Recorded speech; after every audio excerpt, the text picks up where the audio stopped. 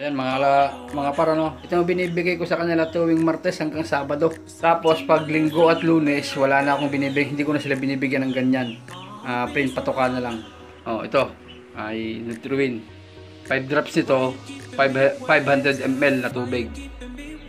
Dapat yung tubig hindi rekta sa gripo. Dapat nakababad ng 24 hours. So yan oh, mga nakababad sa akin. Padalawang araw na nakababad ang mga yan. So yan, Super Science. So ito, dati ginagamit ko cod liver oil. Mahal ang cod liver oil. So ito na lang ginamit ko. Omega Star. Salmon oil. Para kumapit lang yung Super Science.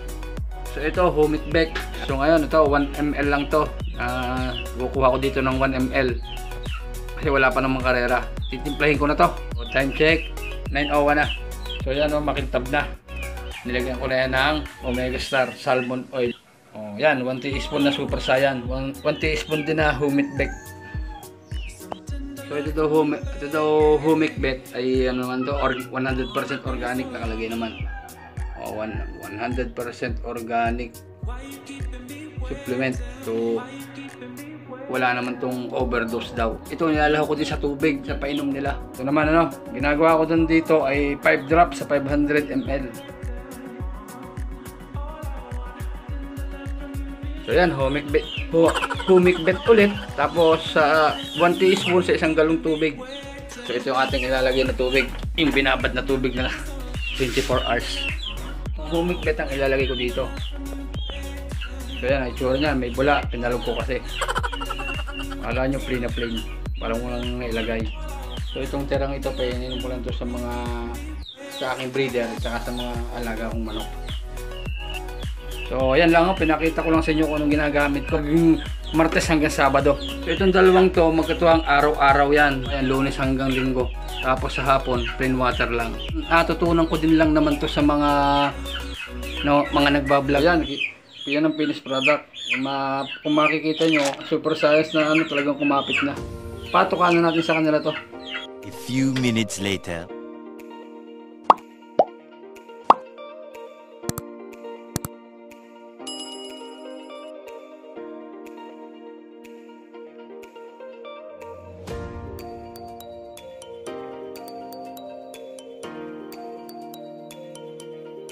Yun, naubos na kanilang patuka, no? So, paramdahin na natin itong mga to. Iwalay ko lang muna sina R11 at si Japan. Time check, 9:27 AM. So yun mga par, hindi ko na ako magandang video yung paglabas nila kasi napindot ko yung stop sa lip na post. So yan, nawawala na naman sila. Hindi ko lang kung saan nagpunta. Kahapon ng hapon ko sila naka 20 minutes. So abangan ko sila ngayon kung makaka isang oras sila. So ngayon, palalabasin ko naman yun sina R11 at Japan. So ito si Japan tsaka si R11. Kung kahapon nung umaga naka 2 minutes lang ang lipad nila, bumaba na sila. So ngayon titingnan natin kung nag-improve. Tsaka kahapon marunong na sila lumabas. So yan ang problema. Nadapo muna sila bago sila rumonda. So antabayanan ko na lang. Ganito rin naman ang ginawa niya kahapon. Ipad sila ng 9:32. Hirap. Against the light ng aking camera mga kap. Mga par pala. Pasensya na. Hindi ko lang kung nakikita nyo. O hindi. So play post na lang ako. Pag nawawala sila. Baba na nga yata. Pagod na agad. Oo ha. Pagod na agad uli sila. 2 minutes lang uli ang kanilang nilipad ngayon. Hindi nadagdagan. Pero lilipad pa naman uli ang mga mamaya. So hayaan ko na lang muna ang dalawang to dito. At papatukayin ko muna ang aking breeder at stockbird. Mamaya na lang uli mga par. Meanwhile. So ayan mga par. Napagpatukan na ako ng aking mga stockbird at breeder. So dito na lang tayo mag-aantay pagdating ng yung aking 5 pinaronda. So time check 9:49. So yung dalawa nandito pa rin, hindi pa rin sila nalipad.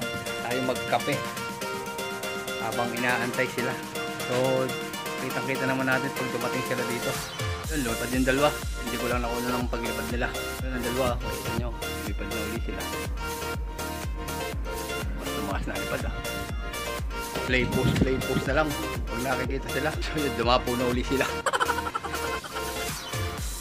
Ayun, pasok ko yung dalawa, si R11 at saka si Japan. silang pumasok ng pusa, oh. Walang tawag-tawag dyan. Eh, yung sinasabi ko, pag sila masyado nang naiinitan, kusa naman papasok ang mga yan. So nakikita nyo ngayon ang ama ni R11 at ni Japan. Kung masama ang lasa, kung may sipon to ah. So mamaya bibigyan ko na lang to ng gamot. Subuhan na lang natin ng isang amtil. Pero tumukha naman siya ngayong araw. So ibig sabihin kaya niya pa yung sakit niya. Pero mas mainam na bigyan agad ng gamot para mas bilis gumaling. Ang aking siyan, kung nakikilala nyo yan, yan yung aking nasa profile pic sa YouTube, si Balbon, lugon na lugon. Wala pa akong palahi dyan, isa hindi ako nakapagpalahi dyan. Pag naka 1 hour naakit na ako sa loop, titingnan ko baka naman sila naando na.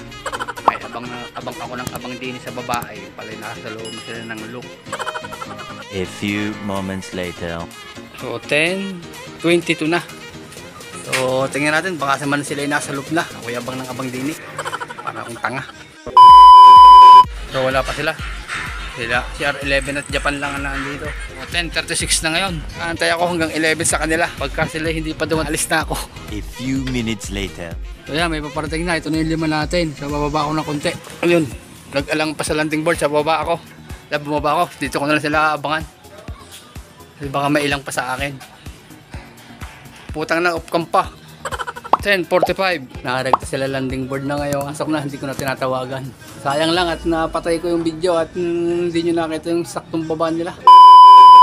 Dito ko natatapusin ng video ko. So maraming salamat sa mga nanood.